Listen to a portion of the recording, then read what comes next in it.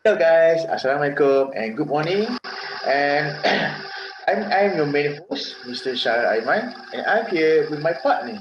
Will you introduce yourself, Mr. Sata? Thank you, Mr. Arman. Hi, everyone. I'm Satasha Mobin. I'm the co-host for today's talk show. Today we are going to talk about a special topic, and it is about orphanage. Isn't it right, Mr. Sata? Yes, you are right, Mr. Arman. I bet during this tough time, they must have faced a lot of hardship because of COVID-19. Yes, Mr. Arman, we are here today to talk about the impact that we are facing in Malaysia due to COVID-19. So, as you all know, the coronavirus disease is the most concerning topic in worldwide. So, in that case, what happened to the orphanage people? So, let's talk about it. Okay, I will be talking about the full story, and that is the first one is about the impact on the vulnerable children and families on COVID-19. This is the findings the interview and surveys about the impact, and it is revealed that some of the children and family have been seriously impacted. The majority of interviews responded represented service providers who are working with urban poor, indigenous, refugees, and as a result, this group are the primary focus of this report. This section explores the different ways of COVID-19 pandemic related MCO, CMCO, and RMCO, and many more that affected the life and overall well-being of the vulnerable children and family in Malaysia. The special specific focus area are included, which is violence against children, their mental health decrease, their education, and other documented protection issues. Mr. Sata, you may go next. Thank you. Thank you, Mr. Iwan. So for the second impact is orphans stranded after caretakers dies of COVID-19. So I know this is very awful, but yeah. This incident happened in Petalik Jaya.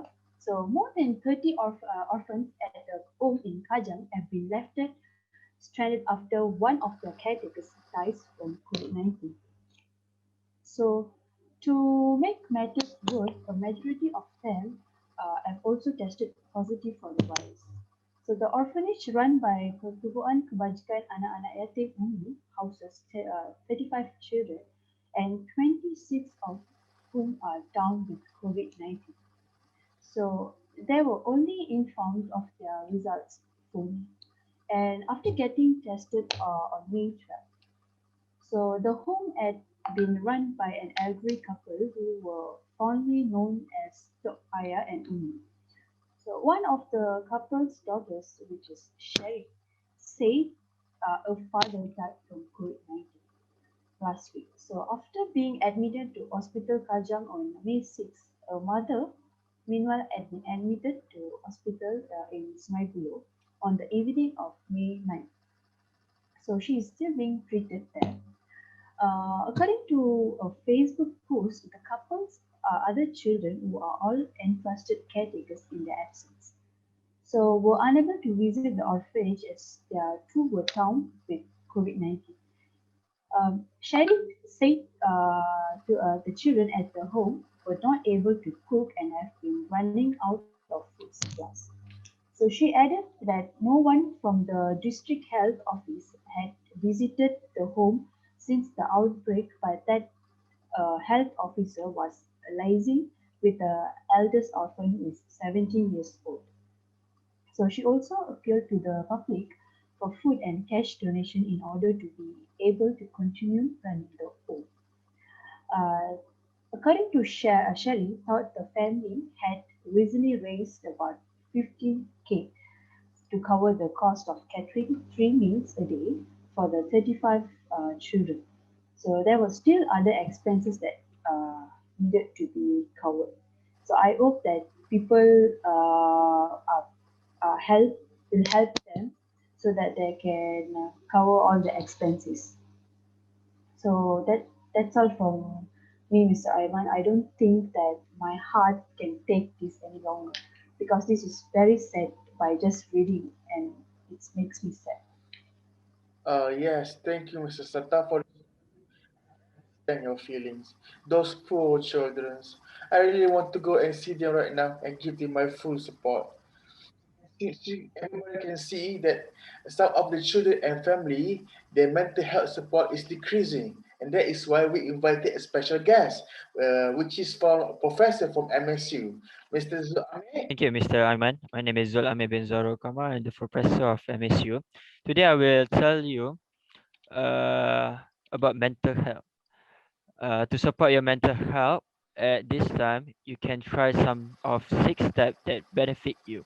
The first one is practice self-care. It's easy to slip into habit of sleeping late, spending all day in your pajamas and eating junk food by looking after yourself. Even a simple tasks such as washing your face can feel difficult sometimes, but they can make a big difference to where you feel. The second one is exercise if you can. If you if you are well enough to exercise is really good for your mental as well as physical well-being. Find a music that help boost your mood. If you are able, get into a garden and get daily dose of sunshine. The third one is set up buddy groups. Setting up buddy group with family or friend and regularly checking in with people either online or by phones. The fourth one is distract yourself. Writing down your thoughts and feeling can help offload any worries and fear you may have. It's also important to keep busy, whatever that means going for a daily walk or learning a new skill. There are still plenty of activity you can engage with at home, include craft, painting, reading, cooking, and baking. The fifth step is be kind to yourself. Take care of yourself, focus on your recovery, and you will get through this. Tell yourself that what I am going, what I am doing is enough. Try to relax and focus on positive things, knowing that everything effect is being made globally to bring this situation to a close, but it will take time. The last one is get a professional help. The mental health charity Mind has some very useful advice on self isolating and your mental health. For support with grief, anxiety, or mental well being, you can call or text organization like Samantha, or you can access to therapy online with a training therapist. That is for me, Professor of FSU. Okay, Mr. Zuame. What a wonderful speech that you gave. Is there anybody in the audience that I would like to suggest. yes? Hi, my name is Miss Ashikin. I think we should do a fundraising to raise up money so that we could buy supplies and other things to donate to the orphanage. Other than that, if the orphanage need money, we could also raise money to help them. I think RM 1 ringgit per person is already enough. So let's help out the need ones and always stay safe.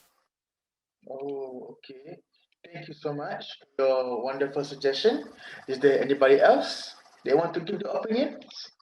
I want to give my opinion. Yes, will you introduce Okay. yourself? Okay. My hello and salam sejahtera. My name is Ain. I agree with Miss Ashikin, and I also think that the other suggestion that we can do is to donate book and learning material because of the NGOs of orphanage lack funds to attain enough resources for these children. This will therefore affect them in the long run, emotionally and physically. I believe it is important for these children to know how to read and to comprehend what they are reading as with this. These children can understand and expand their knowledge. Therefore, I feel this is important. My suggestion is for this education section is citizens can donate their used book or any learning material to the orphanage so the children can also learn during the pandemic and not fall behind in their learning. Okay, thank you. So much, Mrs. Ainisa. Now we will go to the conclusion to Mrs. Satasha. Is there anything you want to say? Thank you, Mr. Ivan. On behalf of all of these children and their parents, we would like to thank those whose efforts help to make these children's lives better and remind you that with the support of this fundraising. So thank you so much for all the audience and doctor for joining us today. So we appreciate it and we are signing off. So much, Mr. Satasha, for the wonderful conclusion. I guess that is all for our show today. But before that, our talk show has decided to give some masks and sanitizer for the selected orphanage. And everybody, as usual, please stay at home, stay healthy, and stay safe. Thank you very much.